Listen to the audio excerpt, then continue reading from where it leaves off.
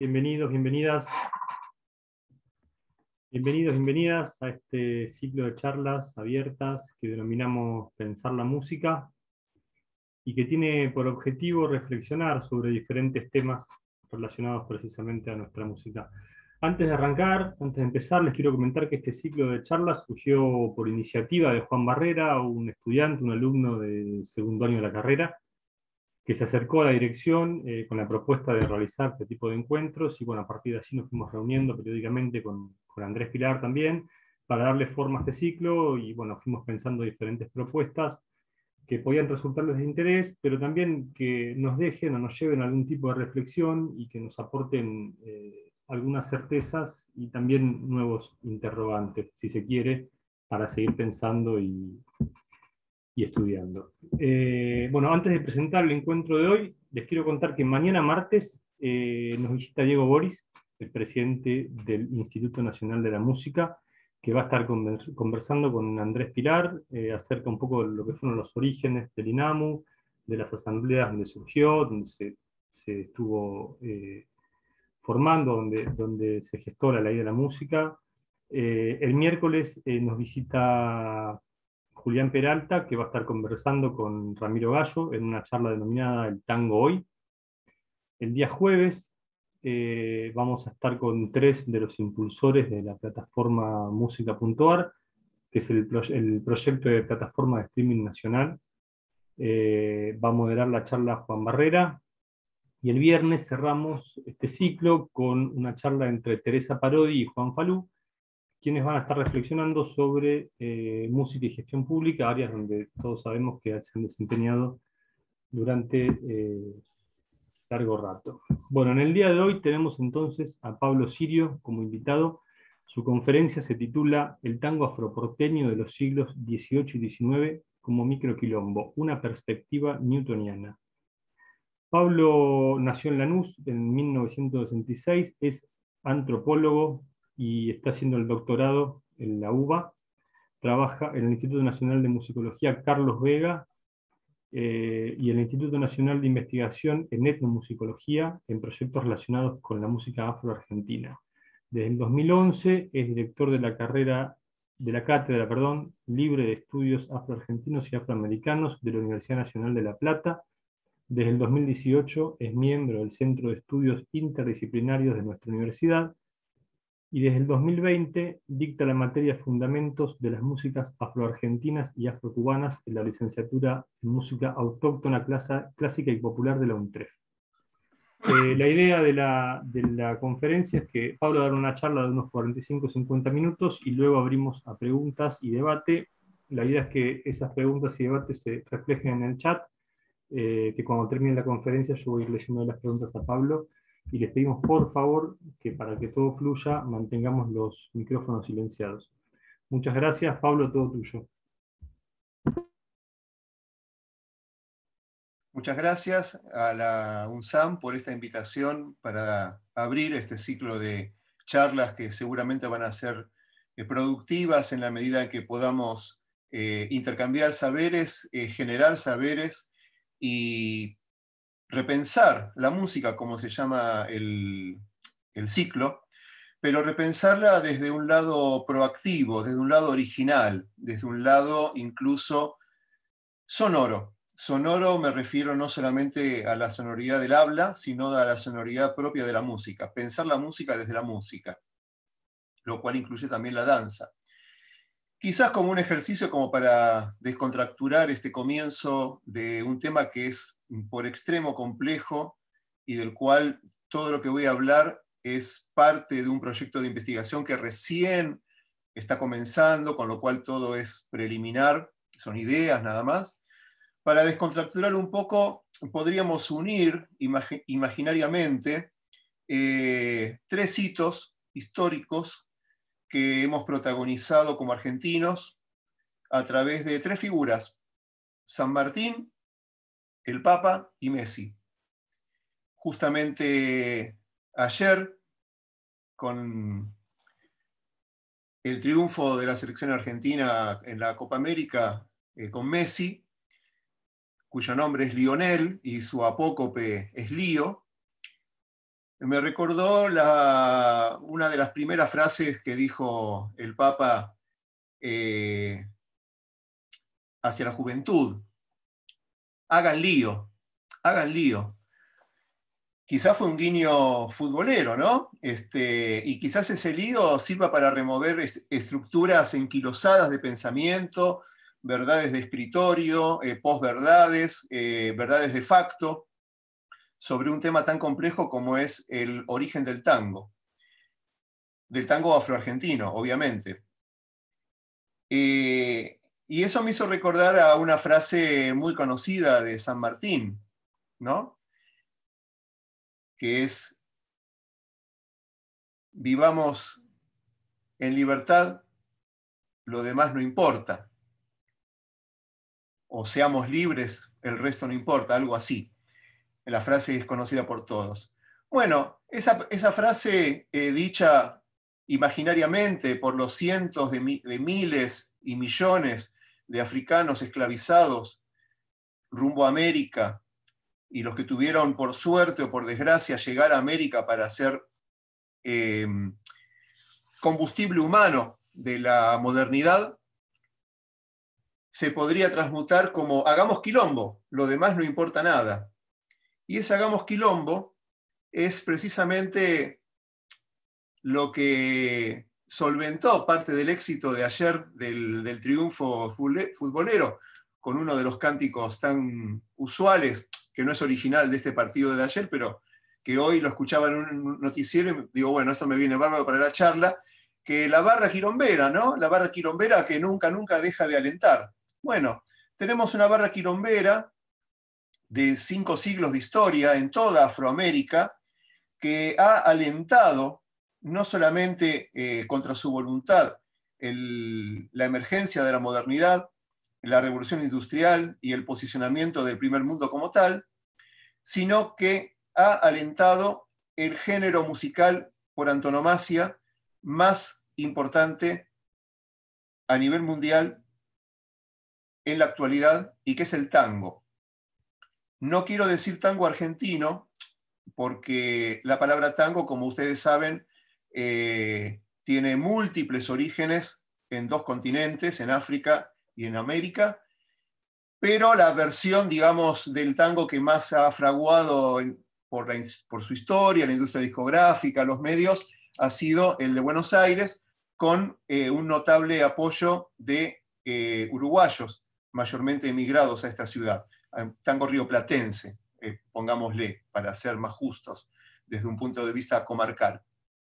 Entonces, esta charla que preparé hoy, al final tuvo como 2 títulos, porque me di cuenta que entre el título, no sé qué pasó, que hay un problema de siglos.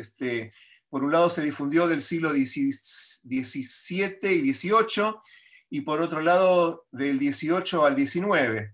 Bueno, en realidad vamos a zanjar esa cuestión ampliándolo hacia atrás y hacia adelante, porque el tango es un fenómeno en perspectiva afrocentrada que va desde el siglo XVI al XX.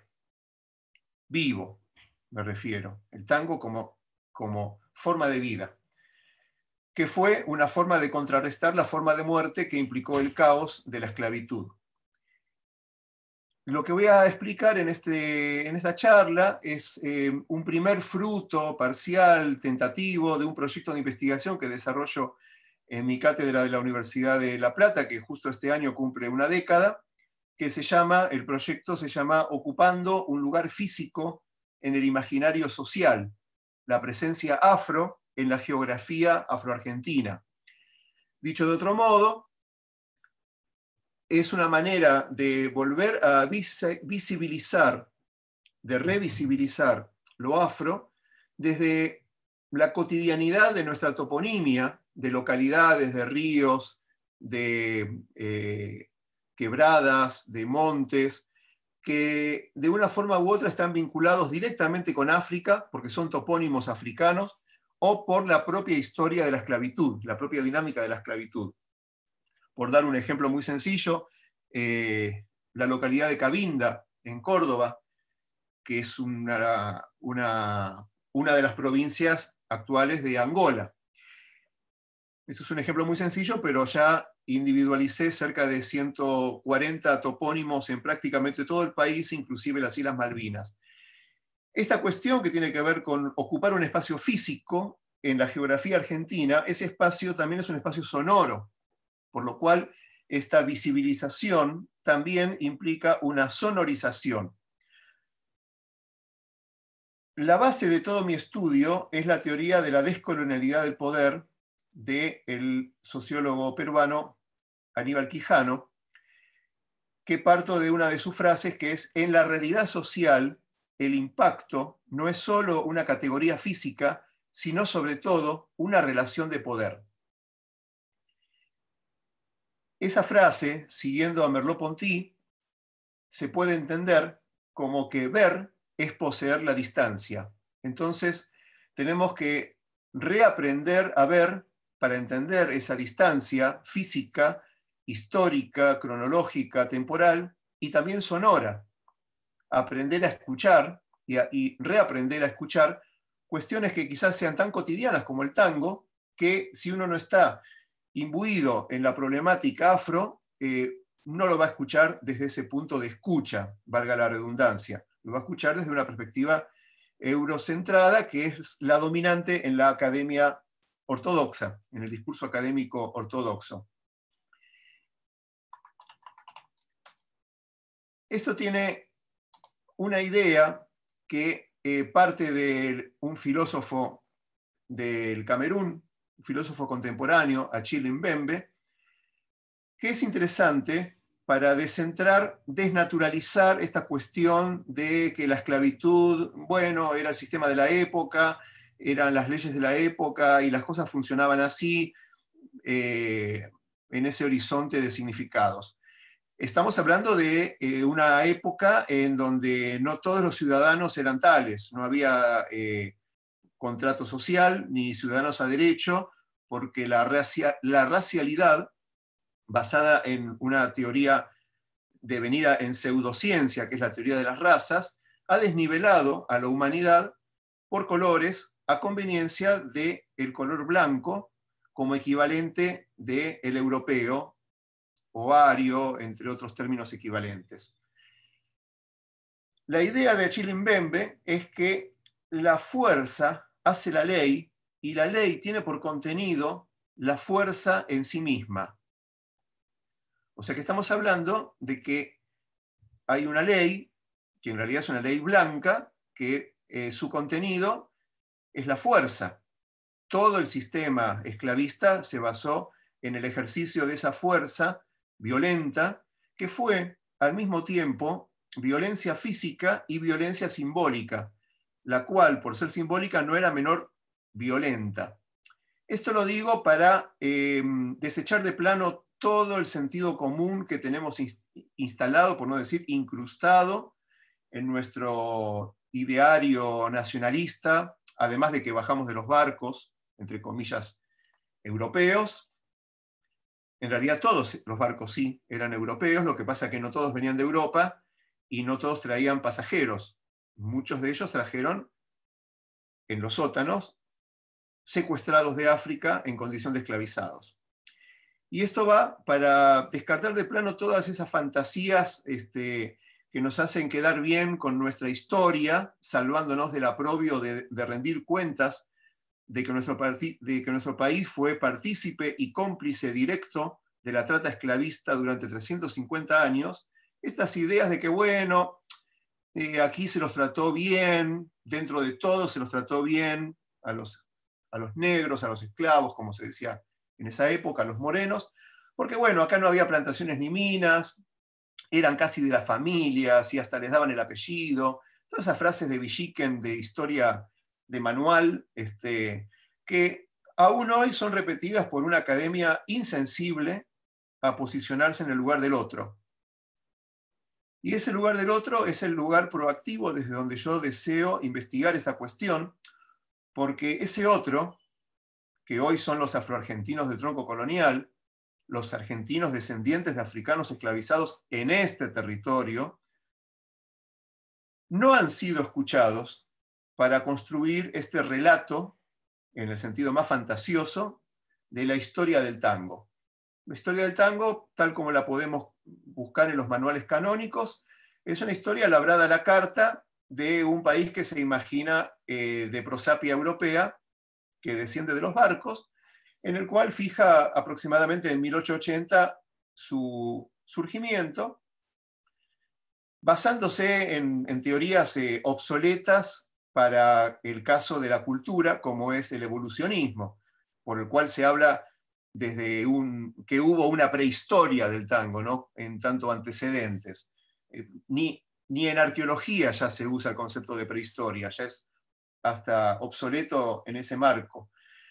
Así que esa historia, que la pueden encontrar más o menos con copy-paste en todos los libros de la última década y del último siglo y del último siglo y medio, yo la descarto de plano porque decidí escribirla, bailarla y cantarla desde otro posicionamiento, que es el posicionamiento de la escucha atenta, de la observación atenta, de la coparticipación, de la coteorización, de la generación de saberes compartidos a través de una etnografía militante con los olvidados de la historia, con los sentenciados de la historia, con los silenciados de la historia, que son los afroargentinos. En muchas partes del país hice etnografía en los últimos 30 años, sobre todo el litoral, Corrientes, Chaco, Santa Fe, Entre Ríos, y fui documentando historia viva, historia oral, que es una historia contrahegemónica. Una de las conclusiones que llegué es que lo que se puede definir como música afroargentina es una música subversiva. Es una música subversiva en tanto subvierte el orden establecido de qué es la música argentina. Cualquier libro que busquen sobre nuestra música argentina, sobre todo del ámbito folclórico, digamos, o etnográfico, van a ver que hay solamente dos componentes, el indígena y el criollo, o hispano-criollo, la música folclórica y la música indígena. Bueno, se olvidaron de un tercio, muchachos. ¿Qué pasó con los negros? ¿Se los comió la historia? ¿Se los comió el olvido? ¿Murieron todos, como dice el tango que escuchamos al comienzo de Cáceres? Bueno, no. Existen, quizás sea una minoría desde el punto de vista cuantitativo, perdón, lo cual no implica que sea una minoría cualitativa. Y justamente como minorías tienen derechos especiales, como en todas las partes del mundo las minorías étnicas, justamente porque fueron grupos minorizados, no minorías. Llegó a ser en Buenos Aires, de la Revolución de Mayo, el 30% de la población afro. ¿Cuánto es hoy? Bueno, el número en sí no interesa desde el punto de vista estadístico, desde el punto de vista matemático. Si vamos por eso, hay grupos indígenas que son muchísimo más pequeños y nadie les niega la contemporaneidad ni su relevancia cultural nacional o en las provincias donde vivan. No pasa por ahí la cuestión. Pasa porque esas voces todavía cantan, cuentan y bailan una historia que es la historia propia de su esclavitud, la cual la academia no ha acusado recibo, sobre todo porque dictaminó desde el Vamos, estoy hablando de Carlos Vega, el fundador de la musicología moderna en el país, desde el Vamos se dictaminó que no quedaban negros en Argentina y nada quedó de su cultura. O sea, trazó un doble certificado de defunción al negarles la reproducción biológica y negarles la reproducción cultural, con lo cual la Argentina amaneció en su identidad impoluta de toda mancha de su violencia constitutiva por su participación en el tráfico esclavista y también, aunque no es el tema de la clase, pero, de la charla, los genocidios hacia los pueblos originarios, que tampoco se han consumado y por eso hoy están reclamando con creciente éxito estas políticas de visibilización e inclusión como ciudadanos a derecho. Uno de estos derechos es el derecho a la identidad. No solamente la identidad individual de una persona física, sino la identidad grupal, la identidad colectiva. Por ejemplo, reconocer que existe la música afroargentina la cual es la que los propios afroargentinos reconocen como propia. Entre ellos el candombe porteño, el secreto mejor guardado de nuestro país. La música que supuestamente desapareció después de Rosas, como dice el tango de Cáceres, y se los tragó la tierra y murieron en las guerras, y los que no, la fiebre amarilla, y los que no, se los blanqueó por mestizaje con blancos, y ese mestizaje biológico parece que se correlacionó con el mestizaje cultural, o sea que la gente se iba haciendo más blanca y iba perdiendo cultura negra. Realmente eso no tiene ningún sentido sostenerlo, pero son las verdades que se repiten constantemente. Dicho todo esto, la perspectiva que me motivó a incluir a Newton en este proyecto de investigación, que lo voy a hablar aquí en esta charla, que puede resultar realmente inadecuado, es porque justamente no busco un enfoque ortodoxo, trabajando de la manera más amplia posible como antropólogo en esta búsqueda de interdisciplinariedad. Creo que las mal llamadas ciencias duras, como la física, pueden proveer sugerentes instancias para pensar las relaciones sociales. En el caso de Newton, que todo el mundo sabe quién es, por lo menos de nombre, en 1687 escribió un libro en latín, que es uno de los más importantes de la ciencia moderna, que se lo conoce popularmente como Principia. Ese libro marcó en el campo de las ciencias duras por sus descubrimientos en cálculo y mecánica al plantear el primer modelo cosmológico, científico, en el cual la gravedad es su centro explicativo. Acuérdense lo que comenté de las relaciones de poder en el espacio físico. Eso fue en el siglo XVII. El siglo XVII fue vergonzoso y notable para Occidente, como advirtió Walter Benjamin al decir que no hay documento de cultura que no sea al mismo tiempo de barbarie.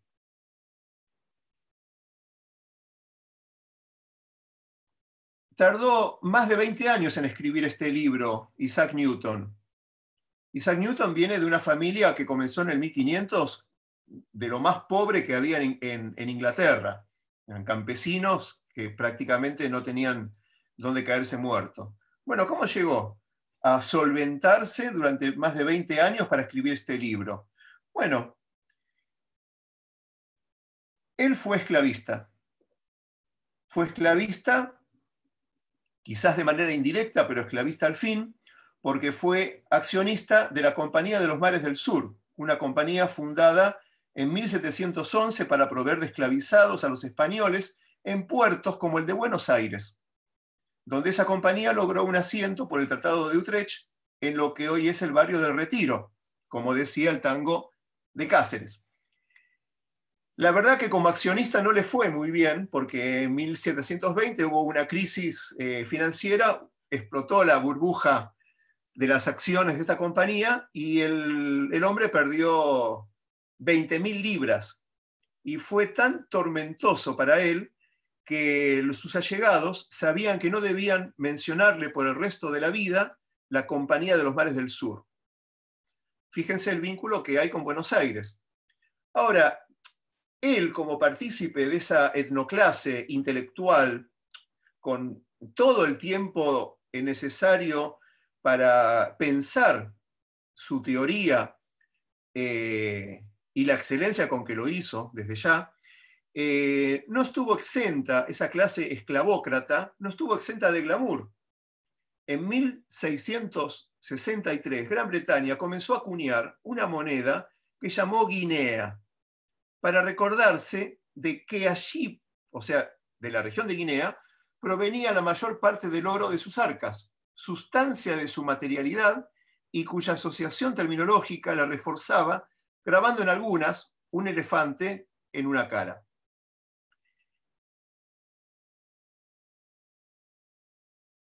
Newton no fue inocente en la emergencia de Guinea. Newton, además de haber sido accionista de la Compañía de los Mares del Sur, fue custodio de la Royal Mint y director hasta su muerte en 1727, que era lo que podríamos llamar con cierta equivalencia la Casa de la Moneda. Entonces aquí vemos cómo también puede leerse a contrapelo esta historia de las ciencias duras, de genios de la ciencia, como en este caso Newton, porque todos, absolutamente todos, en el llamado Viejo Mundo estaban implicados en el tráfico negrero. Y ese dinero generado en 350 años de tráfico esclavista es el que permitió el posicionamiento de Europa como primer mundo. Lo que me interesa del libro de los Principia de Newton son las leyes del movimiento. En particular la tercera, que se las leo.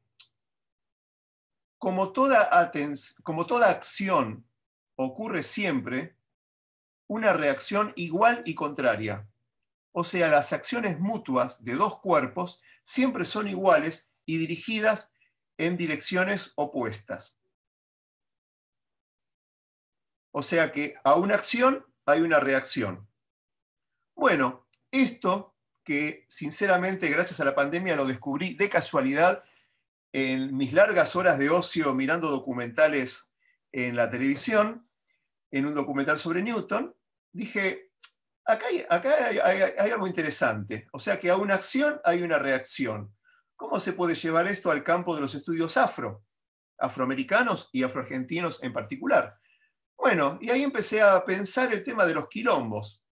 Los quilombos, como ustedes saben, son sitios, los primeros sitios liberados de América por esclavizados que huían de los sitios de poder en donde estaban confinados para trabajo forzoso, como plantaciones y minas. Los más famosos son los quilombos del Brasil, pero esto ocurrió en toda América, inclusive la Argentina. Quilombo es una palabra de origen bantú que significa gran unión o buena unión, y desde ese lugar ellos organizaron su resistencia.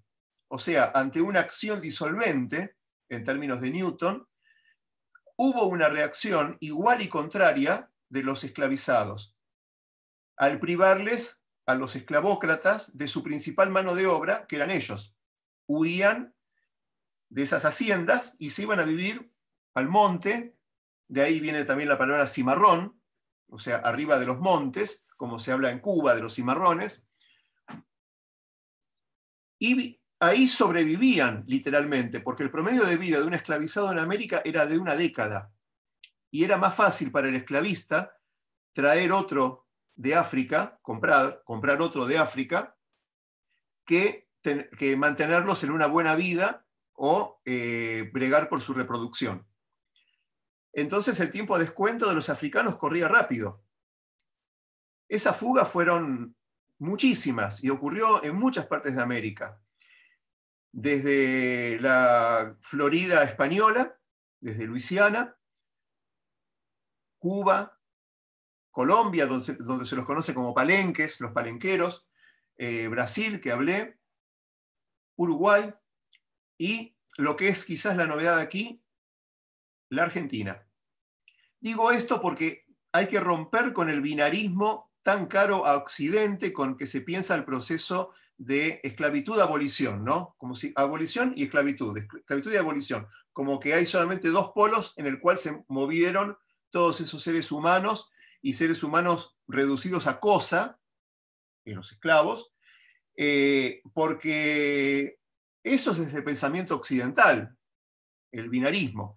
Ahora, desde un pensamiento liberador, como el pensamiento afrocéntrico, desde una afroepistemología, como sugiere el afrovenezolano Jesús Chucho Valdés, en realidad en el medio pasaron otras cuestiones, que fue la autoliberación. La autoliberación en las condiciones que podían, en las situaciones que podían, cuando no directamente revueltas, armadas, pero si no tenían la fuerza, la energía necesaria para esa revuelta, la fuga, el escaparse, monte adentro, tierra adentro, montaña arriba, era la solución más práctica e inmediata. Y esta cuestión de campos de poder, de acción y reacción de Newton es lo que me permitió encontrar los quilombos afro-argentinos. O sea, sabiendo dónde estaban los principales sitios de esclavitud, pude encontrar los sitios quilombolas, los sitios de cimarronaje. No es casual que los sitios de cimarronaje, dicho en otras palabras, hayan estado donde hayan estado. Había cuestiones prácticas. Muchas veces estos esclavizados huían a pie, incluso engrillados, y huían a donde podían dentro del ámbito más o menos cercano. Además, debían mantener vínculos con el núcleo de poder, por ejemplo, para proveerse de víveres, tener contacto con familiares, con amigos, con parientes, con colaboradores blancos que los ayudaban, y sobre todo para que los alerten ante eventuales peligros.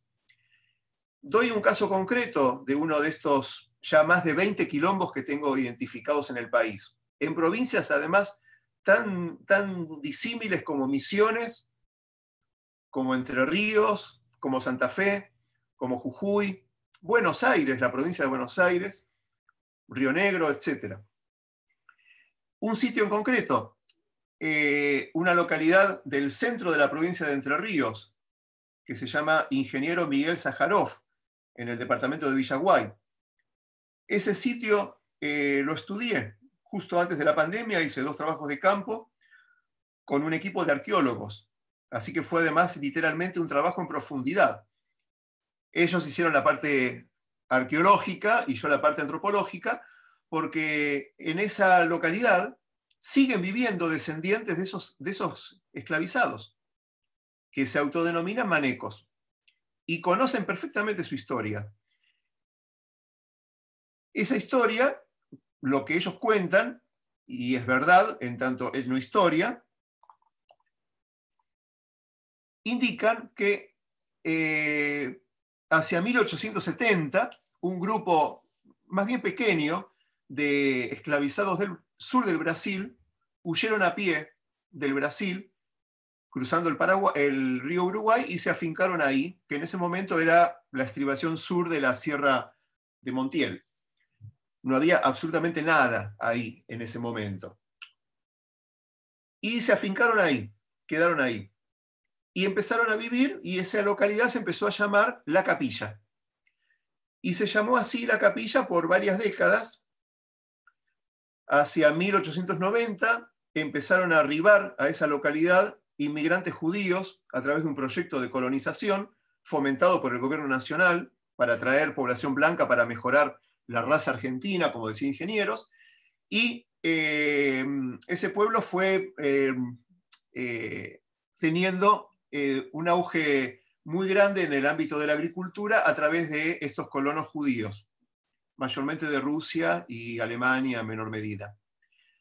A tal punto se reconfiguró el pueblo y toda la comarca, incluso Santa Fe, toda la zona de Entre Ríos, Santa Fe, como zona de colonización judía. Acuérdense del libro Los Gauchos Judíos de Gerchunov, que en el caso de la localidad de La Capilla, en 1968, le cambiaron el nombre al actual, que es Ingeniero Miguel Sájarov, en honor a uno de los ideólogos de este movimiento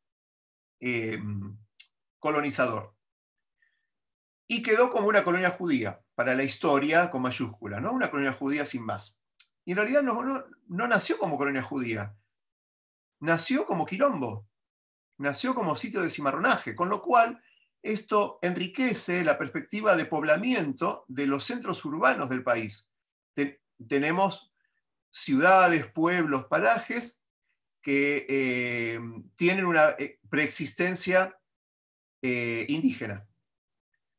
Los mismos tenemos de ciudades creadas ex profeso por españoles, como Buenos Aires o Santiago del Estero. Tenemos pueblos, ciudades que en realidad emergieron a partir del trazado de las vías del tren, o por proyectos de colonización agrícola judía, que no es el caso de La Capilla, pero sí de otras localidades que las crearon ellos. Ahora, también tenemos localidades que existen en nuestro mapa que fueron creadas por africanos esclavizados cimarrones. Y ya estamos hablando cerca de 20. Esta es una de ellas. Con lo cual, este trabajo que hice con estos colegas arqueólogos es el primer sitio del país en donde se hace una excavación arqueológica de temática afro en un ámbito rural y en el exacto sitio donde ellos siguen viviendo. Uno de los sitios que se excavó es el patio de la casa de una de estas familias, la familia de estos manecos. Y toda esta historia, etnohistoria, tiene interesantísimas vertientes musicales, lingüísticas, religiosas, danzarias, culinarias, que enriquecen nuestro conocimiento sobre lo que llama cultura afroargentina. Este fue un quilombo que hoy está invisibilizado como tal. Quien pase por ahí no va a ver nada del otro mundo, como un pueblo pequeño además, como cualquier otro. Pero su historia profunda es esta. Estos quilombos también recibían otros nombres. Uno de esos nombres era tango. Y ese nombre de tango lo recibían en los grandes centros urbanos. Con lo cual redimensiono esta lógica de los sitios quilombolas, que en América siempre se pensó que es un fenómeno rural, digamos, selvático, montañés. También se dio, por lo menos en Argentina, en ciudades. Por lo menos encontré indicios de sitios quilombolas en ciudades, en Chascomús, en la ciudad de Santa Fe y en Buenos Aires, sobre todo en Buenos Aires. Y recibían el nombre de tango estos sitios, con lo cual estoy hablando más que de sitios quilombolas, microquilombos, pequeños quilombos, micro en el sentido de micro, de pequeño. Pero en realidad no es inocente esta idea de microquilombos porque lo tomo de una teoría de Michel Foucault, que es la microfísica del poder. El poder raramente ejerce su esplendor como tal, así, directamente. Generalmente son acciones capilares pequeñas que pasan muchas veces desapercibidas, naturalizadas, y así se va imponiendo por la fuerza cierto orden que es hegemónico, normativo y tendiente al statu quo. Lo que Foucault sostiene es que en realidad hay micropoderes, microacciones de poder que pueden ser hegemónicas, pero también contrahegemónicas.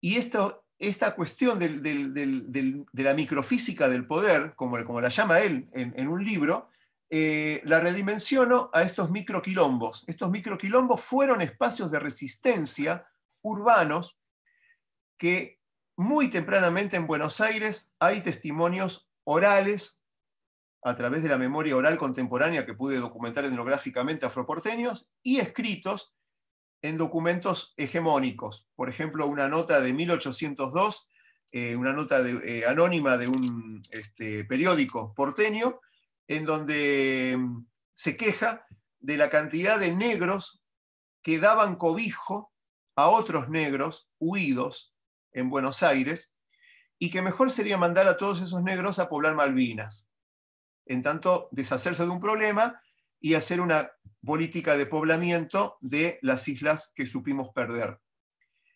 Y esto estamos hablando de 1802, contemporáneo a la emergencia de la palabra quilombo de la palabra tango en muchas partes de América.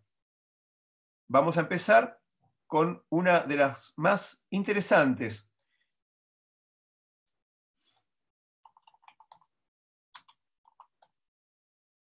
En Nueva Orleans, el Cabildo de Nueva Orleans, en 1786, bajo dominación española, publicó un bando que dice: los tangos o bailes de negros que ordinariamente se hacen en la plaza los días de fiesta tampoco podrán comenzar hasta después de vísperas.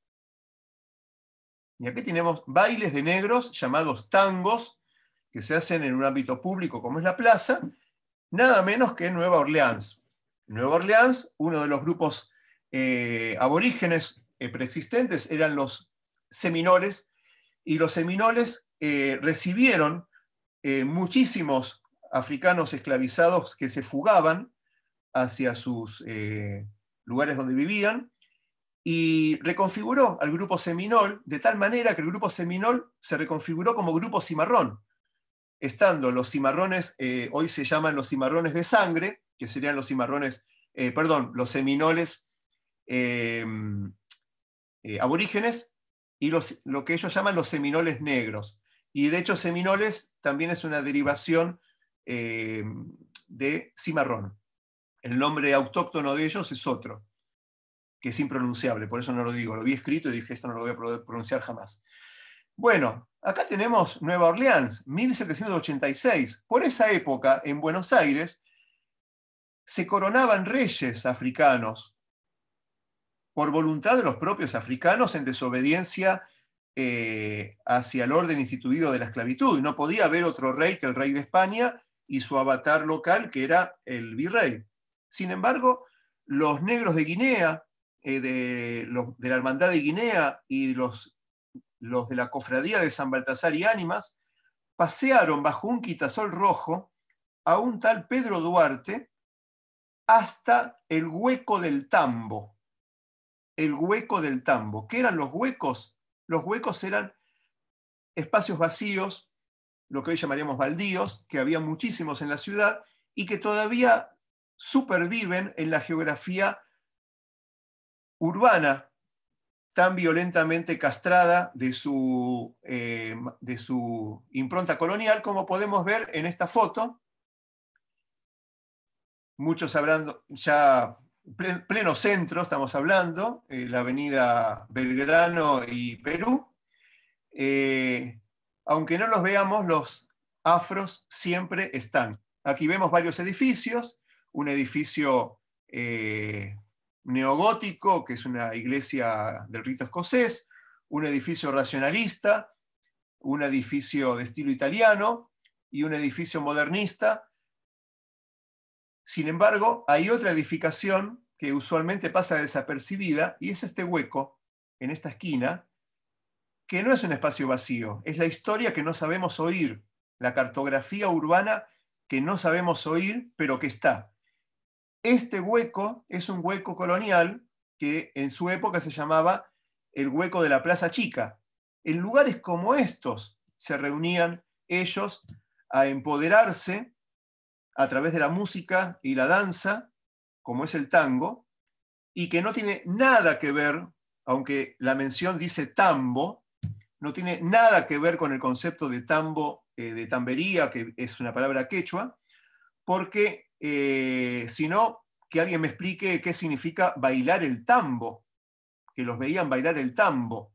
Bueno, quienes escribían eran blancos, quienes escribían transcribían lo que oían de esclavizados que quizás no hablaban bien el español de la época porque eran bozales, y porque quizás para ellos no había una diferencia significativa entre tambo, apócope de tambor, toca tambó, toca tangó, y tambor y tango. Digamos, esas disquisiciones filológicas se las dejamos a los blancos de Occidente. Desde el punto de vista de la lingüística africana, las cosas suceden de otra manera. ¿Cómo podemos justificar esto? Bueno, como dice Atahualpa Yupanqui, la música es paisaje que canta. Veamos cómo puede cantar la historia, la geografía africana. Acá tenemos una fotografía que capturé de Google Earth, la puede hacer cualquiera de ustedes. Esto no es fotomontaje, de Angola. Le debemos tanto a Angola como a España en nuestra matriz cultural. Fíjense las localidades que marqué. 3 localidades que se llaman candombe. No sé si les suena la palabra candombe. Una localidad que se llama milonga. Y al lado, una localidad que se llama tango. O sea, estamos hablando de geografía sonora, de poder mapear la música argentina en África, porque estos géneros musicales son argentinos y son de matriz africana. Fueron creados en lo que hoy es la Argentina, pero su matriz es esta, específicamente de Angola. Y si quieren nos podemos remontar más atrás en el tiempo y a otra región que la mencioné al pasar hace un rato, que es Guinea. Ya en el siglo XVI aparece la palabra tango en la Guinea portuguesa y designaba a los portugueses desertores que se iban a vivir selva adentro para traficar mejor esclavizados y traerlos a la costa. Esos eran los tangomaos, maos de mano, ¿no? Pensaba hacerla más breve la charla. Como verán, la oralidad para mí es muy importante. Leí muy pocas partes de textos, simplemente quise pensar en voz alta estas ideas y invitar a descentrar este oído de los quilombos y los microquilombos, o sea, los tangos afroargentinos, porque son preexistentes justamente a la nación argentina y formadores de la misma a través de sus actores protagónicos, que son los afroargentinos del tronco colonial, los olvidados de la historia, los silenciados de la historia. Sin embargo, siguen hablando, siguen cantando y siguen bailando una manera de explicar la historia que es distinta a como hacemos los académicos y como hace Occidente, que es la lógica de la escritura, ¿no? Y de los libros de historia. Bueno, hay otras maneras de vivir la historia más que de contar la historia. Bueno, hasta aquí mi exposición y podemos dar lugar al debate, las preguntas y las dudas. Gracias, Gracias. Pablo. Si les parece, yo te hago la primera pregunta para romper el hielo y los que quieren, si quieren, pueden ir escribiendo en el chat y yo las voy leyendo. Así mantenemos un poquito el orden de lo que es los micrófonos y demás. Pablo, sabes que en todo esto que decías te quería consultar de toda esta africanidad que vos decís que hay o que existe en los orígenes de los tangos argentinos. En general, cuando estudiamos la historia del tango, arrancamos, como decías vos, no hablar de prehistoria, pero arrancamos de la prehistoria, Guardia Vieja, y ahí seguimos, ¿no? ¿Qué cosas pensás musicalmente que sobrevivieron? ¿Qué aspectos de la música africana sobrevivieron o se pueden escuchar en los primeros tangos del 1900, por ejemplo? Bueno, el secreto mejor guardado del tango, el estilo canyengue. El estilo canyengue es un estilo constitutivo de la emergencia del tango, ya digamos en su periodo inaugural, por decir así, que es la Guardia Vieja, y es un estilo textural, que todo el mundo lo conoce, el estilo canyengue, pensando que es una creación de Piazzolla, ¿no? Eso de golpetear la tabla armónica de los instrumentos con la clave y hacer ruiditos con los instrumentos, tocar de otras maneras no ortodoxas el contrabajo, el violín. Eso en realidad es constitutivo de la emergencia del tango, lo introdujo Ruperto Leopoldo Thompson, uno de los primeros contrabajistas del tango, el de la Orquesta de Arolas, y eso lo tomó de la manera de interpretar cordófonos que tenían no solamente en Argentina, sino en muchas partes de América, los africanos, a través de percutirlos, de tomarlos como tambor. Y ese es un rasgo textural que está plenamente vigente, el estilo canyengue, pero el cual ha sido convenientemente blanqueado. Buenísimo. Matías te pregunta si podés contar un poco el mapeo cultural de los afroargentinos que estuviste investigando. ¿En qué sentido? No sabría bien qué decir. Entiendo que dónde se encuentran las comunidades afro, si no interpreto mal la pregunta. Bueno, en realidad en todo el país. Este es un problema constitutivo de la nación argentina. Las naciones modernas se construyen a través de tres pilares básicos, que es el museo, el censo y el mapa. O sea, todas las naciones se cuentan a sí mismos su origen y su representación histórica, censal y espacial, a través de mapas, a través de censos y a través de museos.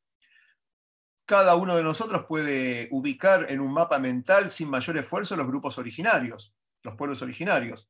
Más o menos todo el mundo sabe, cuando habla de guaraní, hablamos del litoral, cuando hablamos de mapuche hablamos de Neuquén, por ejemplo, etc. Ahora, ¿dónde están los afroargentinos? Bueno, están en todo el país, en todo el país. Sobre todo en los que se llaman las provincias viejas, que son las provincias creadas por los invasores españoles.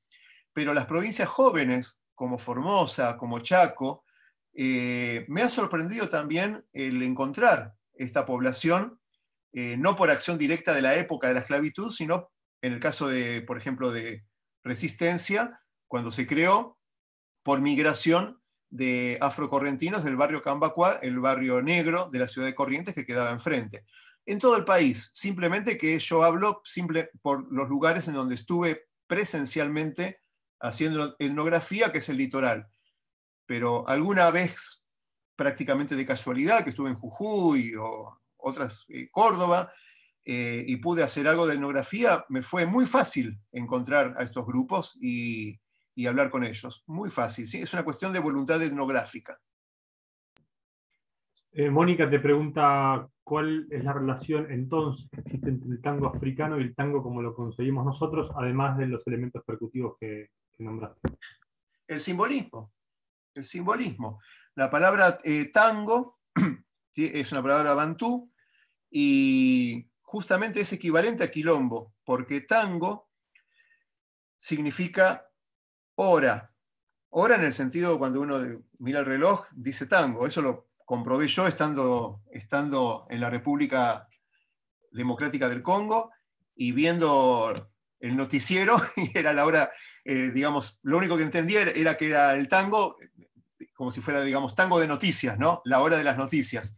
Es una palabra que se usa aún hoy en muchas lenguas bantú. Es una palabra bantú.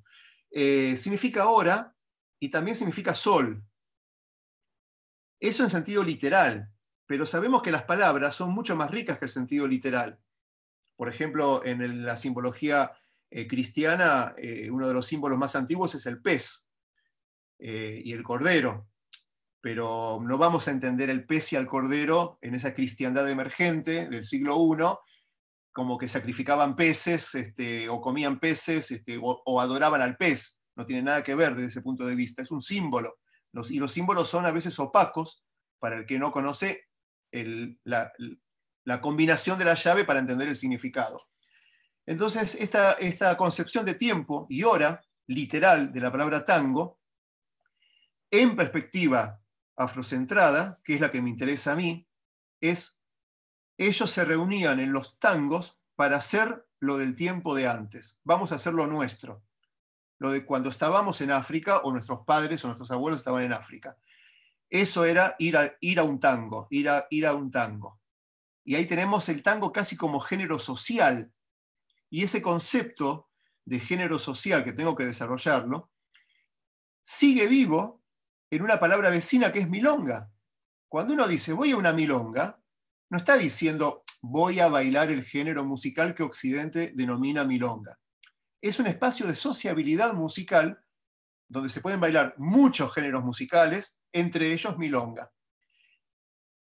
Hilando lo más profundamente posible desde la perspectiva de los afroargentinos, la palabra candombe, por ejemplo, tiene 4 significados. Es un género musical, como lo entiende Occidente, pero también fue en el pasado un tipo de tambor en varias partes del país. También es sinónimo de persona, las personas son candombe, y también cualquier tipo de reunión de ellos es un candombe.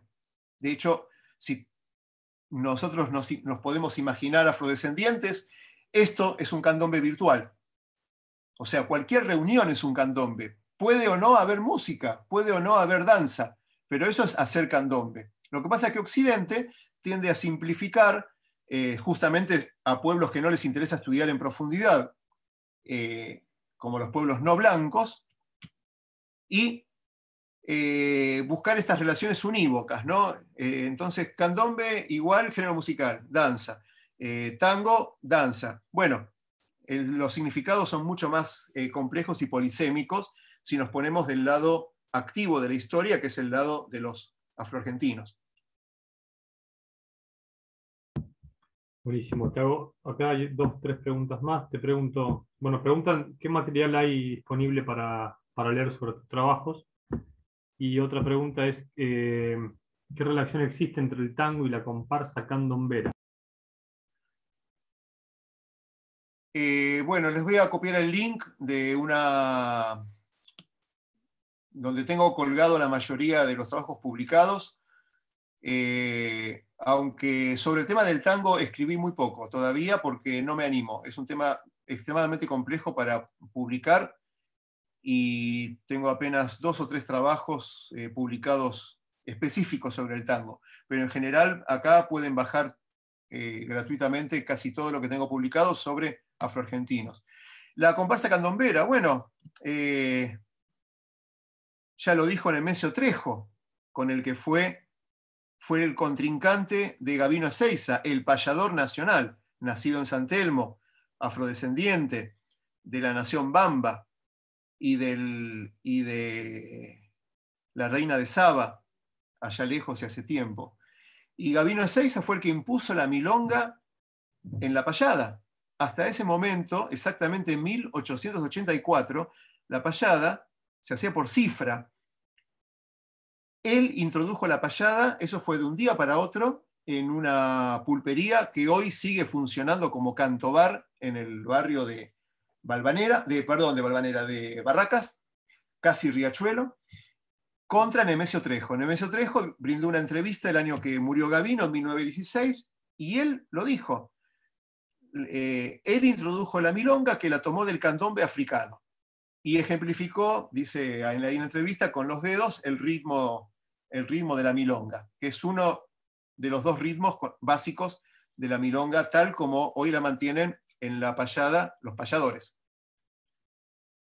Así que candombe, milonga y tango tienen vasos comunicantes que lo podríamos entender desde la lógica de los musicólogos cubanos, que son los que inventaron el concepto de complejo genérico. Entender, ¿no? Estas familias de géneros musicales como complejos, más que como géneros en sí mismos. Buenísimo. Otra pregunta, te leo. Además de la génesis del género tango, tanto en las músicas influyentes como en el mismo género, hay afroargentinos exponentes. Vos nombrabas recién a Gabino Ezeiza, también estuvo Rosendo Mendizábal, que compuso El Entrerriano, y pregunta si conoces a otros afroargentinos que hayan formado parte de la historia del tango. Sí, más de 100, sea como compositores, sea como letristas, sea como intérpretes, sea como bailarines, sean como dueños de sitios de tango,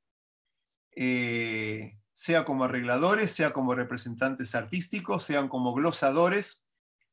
Pueden buscar en internet el hijo de Félix Mela, Jesús Mela, que sigue siendo glosador como el padre, que era glosador de la orquesta de Pugliese. Pero con esto, digamos, no es una cuestión de argumentar con una guía de nombres propios, como muchas veces se me criticó, la mayoría de los que puedo citar no los conoce nadie, pero justamente por eso no los conoce nadie, porque fue un género fue y es un género popular, o sea, masivo. No estamos hablando de música académica, que hay 10, 20 o 30 compositores y ahí termina el mundo de los genios. Estamos hablando de música popular, y si es popular es masiva. Entonces, poner en valor todos estos nombres, sea Gabino Ezeiza, que lo conoce obviamente todo el ambiente del mundo de la payada, es un referente, y fue el referente en vida de Gardel, como él mismo dijo en una entrevista en París, que lo motivó a construirse como cantor solista. Una actuación de Gabino Ezeiza, cuando lo vio cantar, le impresionó mucho. Más allá de personajes de esa primera línea, como Mendizábal que decís vos, o Salgán, otros tantos cientos que contribuyeron desde la cotidianidad de su casi anonimato, pero que no sabemos prácticamente nada de su vida, o porque no quedaron documentos, o porque no hallé descendientes. No es una cuestión de acumular nombres, porque sean afros, y ya los metemos ahí como la influencia negra del tango, ¿no? Sino la pregunta es, ¿qué hacían todos esos afrodescendientes? No quiero decir afroporteños porque hay muchos de otras partes del país, como Higinio Casón, payador afrotucumano. ¿Qué hacían todos esos en el 1800 haciendo tango? Si el tango era europeo y viene del latín tangere, como dicen algunos lingüistas de cafetín, que significa agarrar. Entonces, bueno, de ahí viene el tango. Bueno, que me expliquen cómo llegó el latín, una lengua ya para ese entonces que tenía 2000 años de muerta en Europa, cómo llegó a ser en el habla popular en lugares como Buenos Aires, que a diferencia del latín, sí se hablaban las lenguas africanas. Y estamos hablando que esas lenguas africanas se hablaron hasta por lo menos 1950 en algunas familias, y aún muchas familias afroargentinas mantienen vivo gran parte de ese vocabulario, entre ellos la palabra tango, milonga y candombe.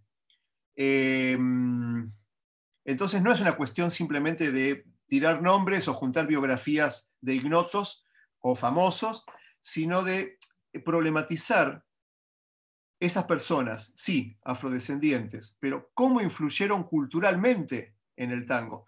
Di el caso concreto, porque fue un estudio que hice en profundidad, de el africano, de Thompson, con el tema del contrabajo y el estilo canyengue. Di el caso concreto recién de Gavino con la milonga.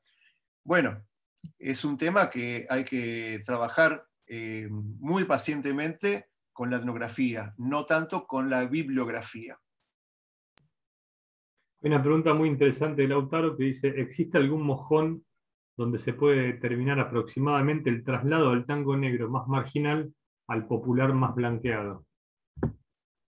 Bueno, todos estos lugares comunes de si el tango surgió en prostíbulos, y si tuvo su origen en esas casas de visita de mala vida, bueno, hay que problematizar ese concepto de mala vida. ¿Qué era una mala vida? Estamos encorsetados en la lógica cristiana de la cruz y el pecado y el sexo y la prostitución como sinónimo de mala vida. Como académicos tenemos el deber de desnaturalizar lo instituido, de problematizar lo naturalizado, y esa mala vida en realidad era la mala vida de la esclavitud. Ese caos al que ellos estaban, que fueron convidados de piedra como esclavizados, como no eran ciudadanos a derecho, pudieron resistir desde Newton esa atomización de fuerza terrible en la que estaban sumergidos, invirtiendo el orden de poder, huyendo, pero esa huida no era solamente para supervivencia física, era para supervivencia cultural. Por eso era y es tan importante en toda Afroamérica el canto y la danza. Es la manera de pensarse en el mundo y de conectarse como afrodescendiente, como afro o como le quieran llamar. Entonces, esos mojones de tango eran precisamente esos sitios donde ellos se empoderaban de la memoria y mantenían esa cohesión y podían estar, aunque sea un momento, una tarde, un domingo, unos días, huidos, y volver a una cierta armonía. La palabra armonía es la piedra de toque de la filosofía afroargentina. La armonía es lo que se logra cuando las coordenadas de espacio y tiempo que genera la música unen ese pasado con ese presente y se vuelve a estar en un todo armónico que no tiene nada que ver con el concepto de armonía como se usa en la teoría occidental. Da la casualidad que la palabra es la misma.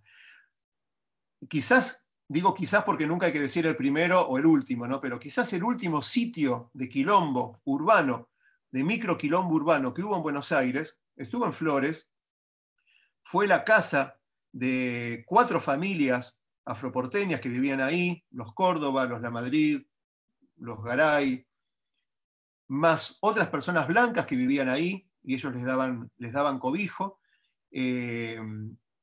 como el bandoneonista Bonfatti. Y ellos crearon en 1917, si mal no recuerdo, en su propia casa crearon un sitio de tango. O sea, un espacio de sociabilidad que funcionaba una vez al mes para el público. Se cobraba una entrada, ibas, bailabas, tango de la Guardia Vieja, obviamente, y ese sitio funcionó hasta que se mudaron a donde viven hoy, que es Merlo, en 1952. Historia con tinta fresca. ¿Cómo se llamaba ese sitio? Lo acabo de decir. La Armonía.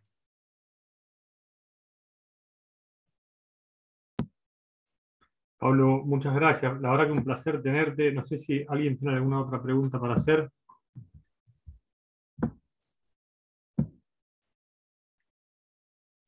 Ahí pusieron Horacio Salgán. Horacio Salgán Celedonio comenzó Flores como... pensaba ahí cuando estabas hablando también, que era negro, ¿no? ¿Quién? Celedonio Flores.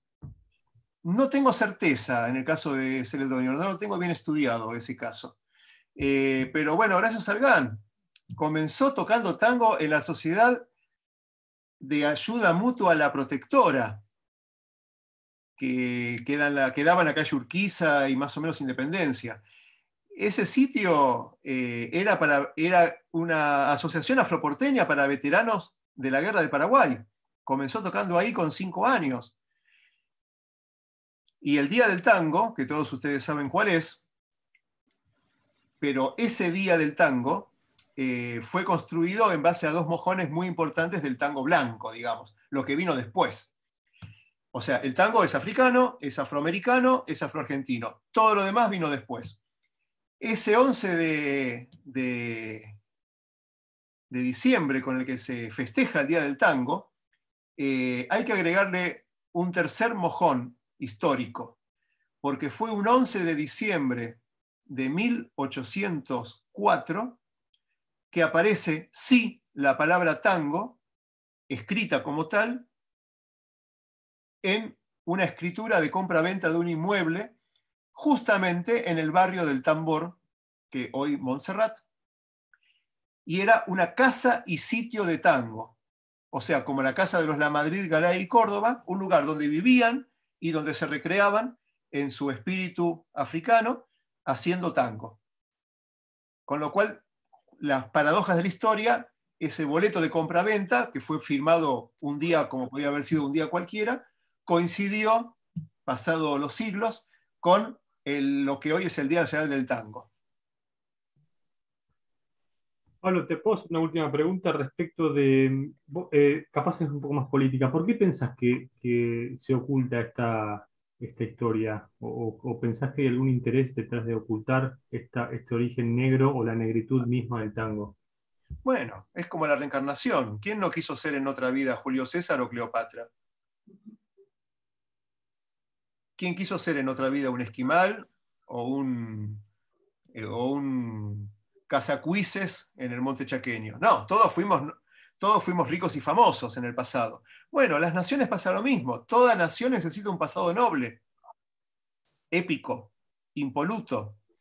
Y toda nación, como dice Arjuna Padurai, nace de la violencia, de la minorización de los grupos preexistentes a la nación, y para eso se necesita engaño. Toda historia es política, como la guerra, y para triunfar se necesita de engaños. La historia argentina, como la conocemos, que es la historia de la generación del 80, es una historia a la carta.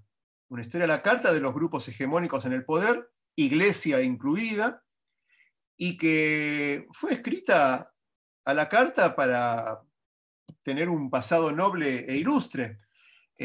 Pero nuestro país fue cómplice y beneficiario directo de la trata esclavista. Gran parte de la riqueza material y cultural de nuestro país se debe a ese tráfico, y es el principal reclamo de los afroargentinos, ser reconocidos en la historia. Entonces, este monopolio de la escritura de la historia, esta blancocracia académica, de la cual no me hago cargo, aunque soy eurodescendiente, hace que tengamos que ampliar constantemente y destruir lo instituido para ampliar el horizonte de significados, incluyendo las voces que hemos excluido, porque la identidad, al menos la identidad argentina, como se ha construido, se caracterizó más por lo que excluyó que por lo que incluyó. El guillatún no es folclore, el candombe no es folclore, esto no es argentino, o sea, más por lo que no es que por lo que no es. Y hemos tenido un favoritismo intencional con Europa, partiendo de la palabra básica que es argentina, que viene encima de argentum, que es plata, pero que con las mismas letras se puede formar otra palabra que es antinegra.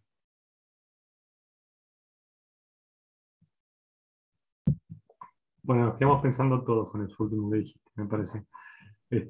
Pablo, la verdad que la tenés para el final siempre.